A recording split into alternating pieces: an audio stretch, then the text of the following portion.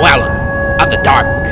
We are a channel honoring the yellowed and blackened bones of many prominent authors. We will be digging up several obscure, strange, and forgotten authors who influenced many of the great horror, science fiction, and fantasy writers today. Comment if you have an author you'd like to raise from the dead. Rip out the throat and eviscerate the like button below if a tale takes your soul. Raise the legions of hell by subscribing for more tales of the horrifying, obscure, strange, and forgotten. Our collection continues to climb out of the tombs. Unknown horror masters. The Skull and Bones collection is roaring away.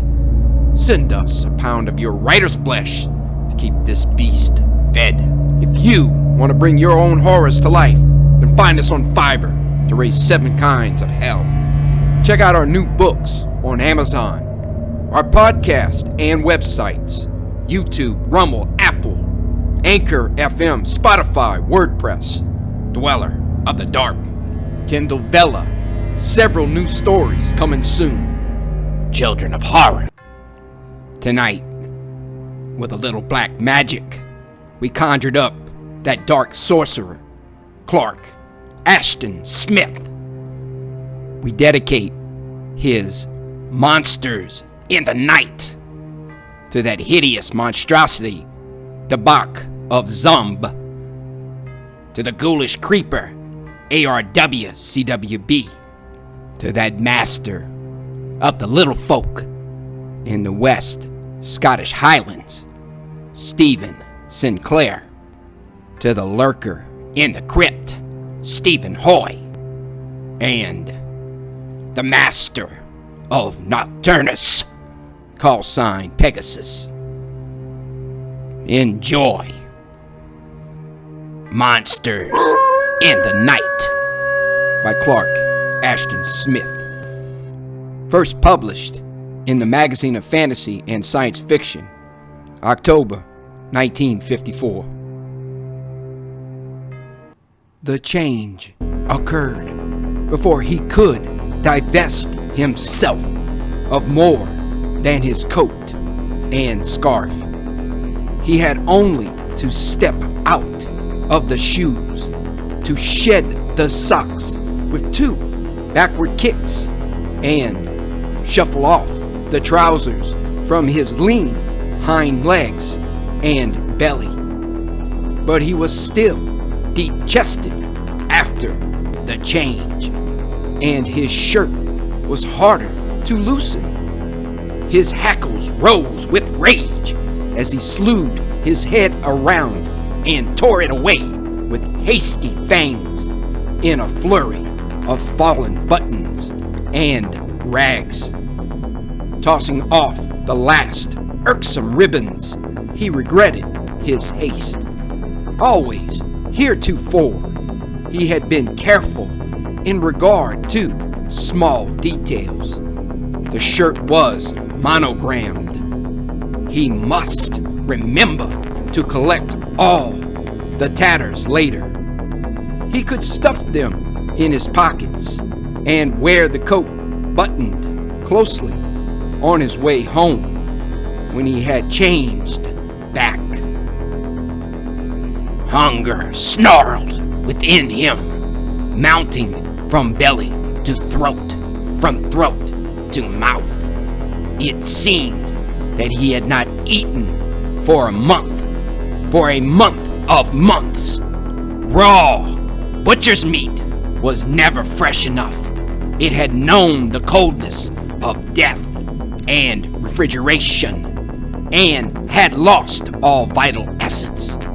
Long ago, there had been other meals, warm and sauced with still spurting blood. But now, the thin memory merely served to exasperate his ravening. Chaos raced within his brain, and consequently, for an instant, he recalled the first warning of his malady, preceding even the distaste for cooked meat, the aversion, the allergy to silver forks and spoons. it had soon extended to other objects of the same metal. He had cringed even from the touch of coinage, had been forced to use paper and to refuse change. Steel, too, was a substance unfriendly to beings like him, and the time came when he could abide it little more than silver. What made him think of such matters now, setting his teeth on edge with repugnance, choking him with something worse than nausea? The hunger returned, demanding swift appeasement. With clumsy pads, he pushed his discarded raiment under the shrubbery, hiding it from the heavy-jowled moon. It was the moon that drew the tides of madness in his blood and compelled the metamorphosis. But it must not betray to any chance passerby the garments he would need later when he returned to human semblance after the night's hunting. The night was warm and windless, and the woodland seemed to hold its breath. There were, he knew, other monsters abroad in that year of the 21st century. The vampire still survived, subtler and deadlier, protected by man's incredulity. And he himself was not the only lycanthrope. His brothers and sisters ranged unchallenged, preferring the darker urban jungles, while he, being country bred, still kept the ancient ways. Moreover, there were monsters unknown as yet to myth and superstition. But these two were mostly haunters of cities. He had no wish to meet any of them, and of such meeting, surely, there was small likelihood. He followed a crooked lane, reconnoitered previously. It was too narrow for cars, and it soon became a mere path.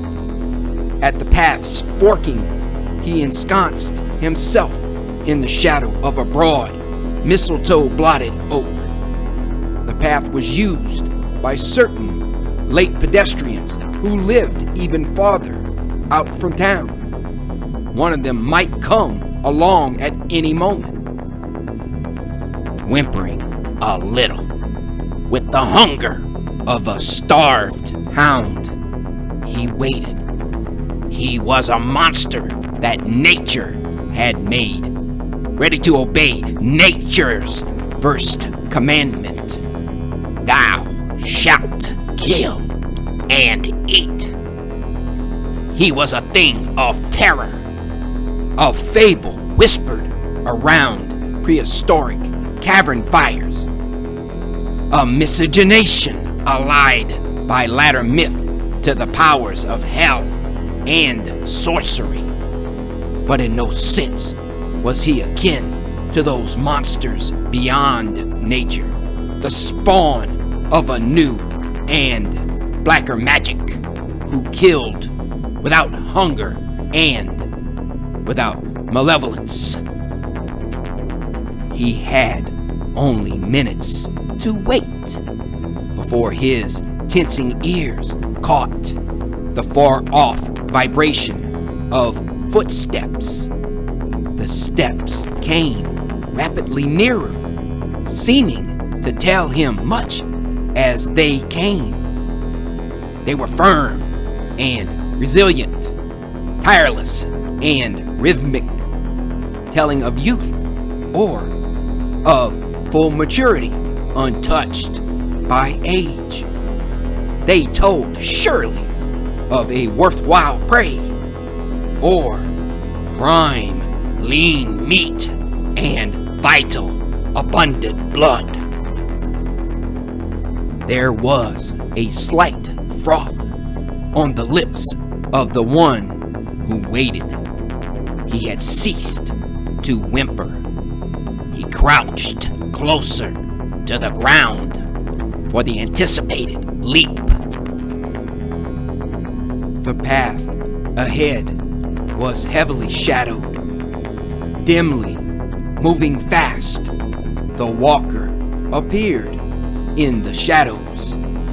He seemed to be all that the watcher had surmised from the sound of his footsteps.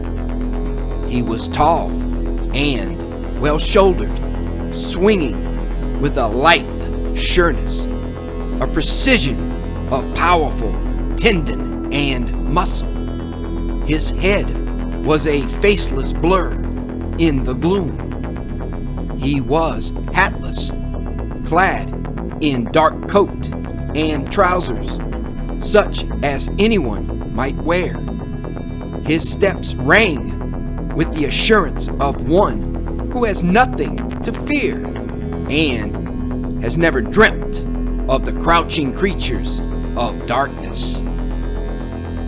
Now, he was almost abreast of the Watcher's covert. The Watcher could wait no longer, but sprang from his ambush of shadow, towering high upon the stranger as his hind paws left the ground. His rush was irresistible, as always.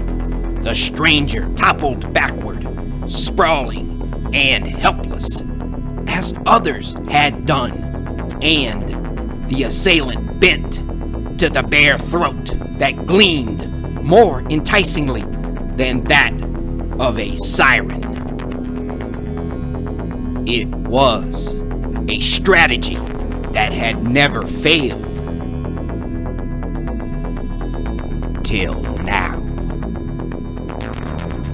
The shock, the consternation had hurled him away from that prostrate figure and had forced him back upon teetering haunches.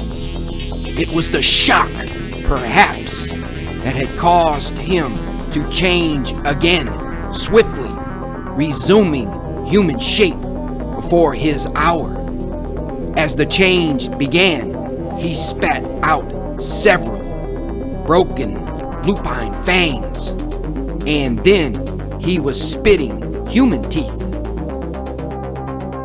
The stranger rose to his feet, seemingly unshaken and undismayed. He came forward in a rift of revealing moonlight, stooping to a half crouch and flexing his beryllium steel fingers enameled with flesh pink. Who? What are you? Quavered the werewolf. The stranger did not bother to answer as he advanced. Every synapse of the computing brain transmitting the conditioned message translated into simplest binary terms. Dangerous, not human. Kill!